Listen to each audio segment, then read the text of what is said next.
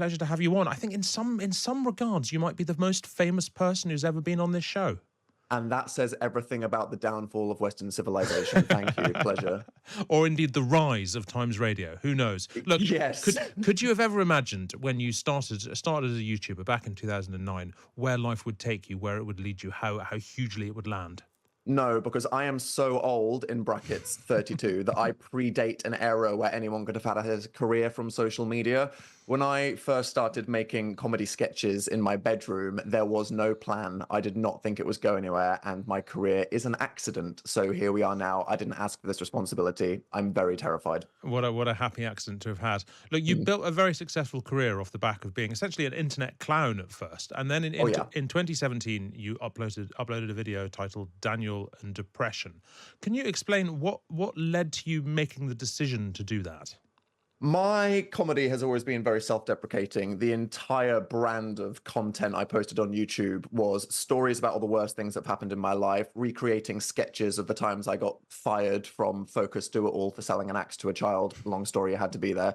And over the time, I started asking myself, look, a lot of people are resonating with this real aspect of the comedy and the storytelling that I put into my content, but how real do they want me to get? Because it got to a point where I realized for several years I was struggling quite badly with depression, to the point where it was really affecting my ability to work, to write, to perform. And I thought, is this something that I can open up about or not? And it's hard for us to remember because now we take it for granted. We're also open about our mental health. Oh, look at how we've all changed. In 2017, that was terrifying. I thought if I opened up about having a mental health issue, that people would think that I'm crazy, that I'm making stuff up, that they would just not be able to watch my content anymore because it hits different and it's weird. So it was very much something I felt I had to do to get it out, to put it on the table so that people would understand me.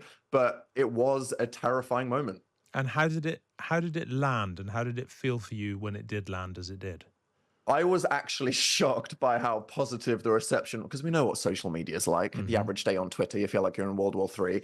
And yet when I posted this, I was met with not just a lot of people going, wow, this is really interesting, this is really funny, I learned something more about you, but there were so many people that said, I feel the same way as you, and I simply did not know that this was not normal until I heard your story. And that was really what blew the door open and made us realize that so many people live with very common mental health struggles, depression, anxiety, chronic stress, and they simply don't know that you're not supposed to feel like that all the time, which is awful sounding, but I guess great if you can finally have that conversation and start doing something about it.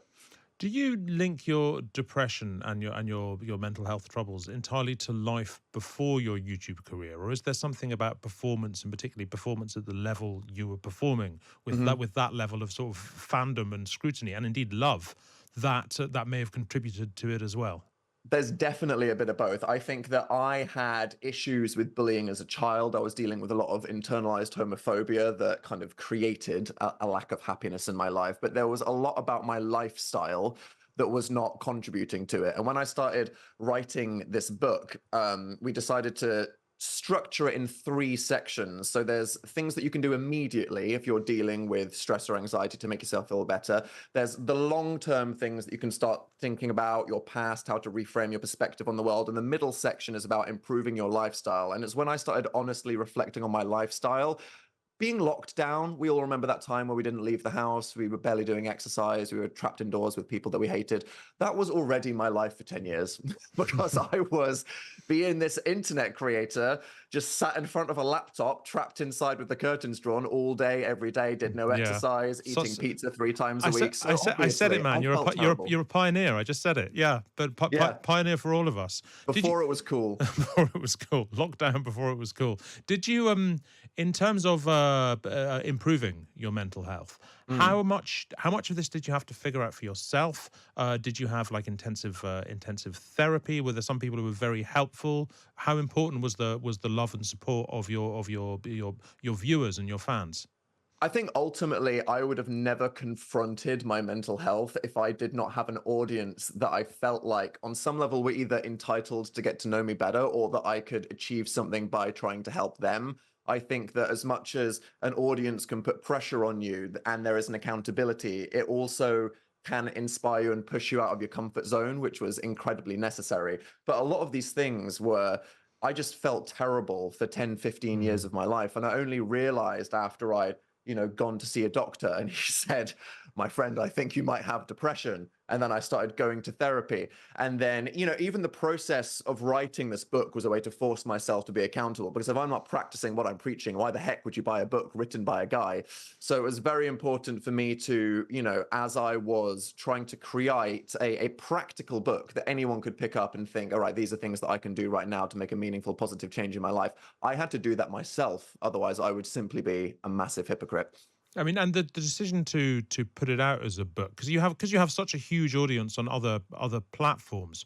What's the what was the thinking behind, what this needs to be in book form as well? Or is it because you can do something slightly different in a book because it's more in depth, it's less kind of sort of laugh a minute, although it is a funny book, of course. Yeah, I mean, as the time went on, my content on the internet only became longer to the point where I just started making feature-length video essays. It's very self-indulgent. But a book, I think, is a physical object. It's something that you can hold. It's real. It's something that you can refer back to. And this book, because it's filled with so many, actual psychologists improved, this is not stuff that I thought was a good idea, pieces of advice for how you can practically improve your life right now, that it's good to have that in a book with a contents page. And that also books inherently reach a wider audience. And I thought that, I have my own social media following, which is amazing. But if something's sat there in a WH Smith or a Waterstone, someone walking through after they've had one of those little breakdowns in an airport that we all have every couple of years, might stumble across it and pick it up. And that's ultimately what a book can achieve, which is amazing. And I have seen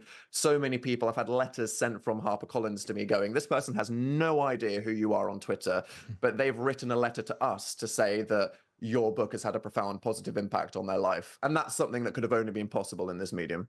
And look, why has it taken so long to come out in paperback now? Have you made any sort of alterations or additions to this version? We added some new material. At the time we wrote it, it was as lockdown started. And I thought, I don't want this to be another one of those quick COVID books that just came out of nowhere and then it's going to be really dated in 2 weeks. Turned out it lasted slightly longer than 2 weeks. But I think now we're also desperate to go, oh, God, that's over. That's in the past. We're going to pretend that never happened. And yes, we should move on and enjoy our new life outside. But I think it's so important for us to not gloss over the effect that an experience like that, which is something that so many of us shared, could have had on our lives. So there was talking about, resilience, how to deal with uncertainty in your life, the impact of global events and sticking glued to the news, and also burnout, because I famously, I spent 10 years churning out all this content on the internet, and then I had a complete mental breakdown, disappeared and came back. And I think after the pandemic, so many people started to realize they are suffering with burnout in their career that they might have been wallowing in for years and years and years, and they simply didn't realize until something snapped in the middle of lockdown where they go, I hate what I do. I hate where I live. I hate who I live with. And sometimes it can feel uncomfortable to have these breakdowns, but a breakdown is a breakthrough. If you're at the rock bottom, it's only up from there. In an earlier YouTube video, you also came out as gay in a YouTube video. Were there similarities for you in terms of both the experience of doing that and why you wanted to do it? That you think, actually, if I have this relationship with the people who are watching me, they should know the whole me, or else I'm somehow being dishonest. There was an element of inauthenticity because I had shared so many of my opinions, all these stories from my life, and I would go on tour and people would meet me outside at a stage door and they'd go, I just want to say thank you because I connect to what you say so much. You're so honest. And me being deeply in the closet at the time felt like I'm a fraud. How can I look at this audience of people that are saying they like me for authenticity when there's still something huge I have to deal with? And the truth was, I wasn't ready to confront that myself because I've had a childhood. I was dealing with a lot of internalized homophobia. And I think exactly the same as building up the nerve to talk about my mental health, I think it's only because of an audience that expressed this acceptance for me already that made it feel like it would be a welcoming space. And also the idea that there's someone out there like 15-year-old me that could really need to hear that. I honestly don't know, if I did not have a career as an entertainer, if I would have ever confronted that. I could be a 42-year-old depressed corporate lawyer living in Winnish right now. Living the dream. Look, before I let you go, and we're very nearly out of time, I'm fascinated by the precise sort of level of fame you have, because out in the world there must be some people who, when seeing you, it's like seeing Elvis or the Queen, and also older people who see you where they've literally no idea who you are at all, and that must just lead to some very strange situations.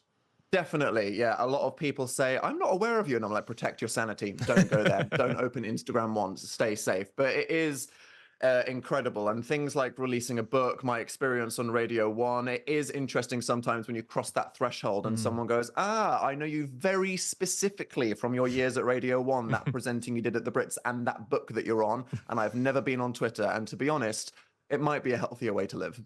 Thank you very much indeed, Daniel Howell. Great pleasure to speak to you. Thanks for having me. The paperback of You Will Get Through This Night is out now. To order a copy, you can go to timesbookshop.co.uk, where there is a special discount available for Times Plus members as well. And if you've been affected by some of the issues Daniel and I spoke about and need someone to talk to, then the Samaritans are available day or night, 365 days a year. You can call them for free on 116123. You can email them at joe@samaritans.org, or you can visit www.samaritans.org to find your nearest branch.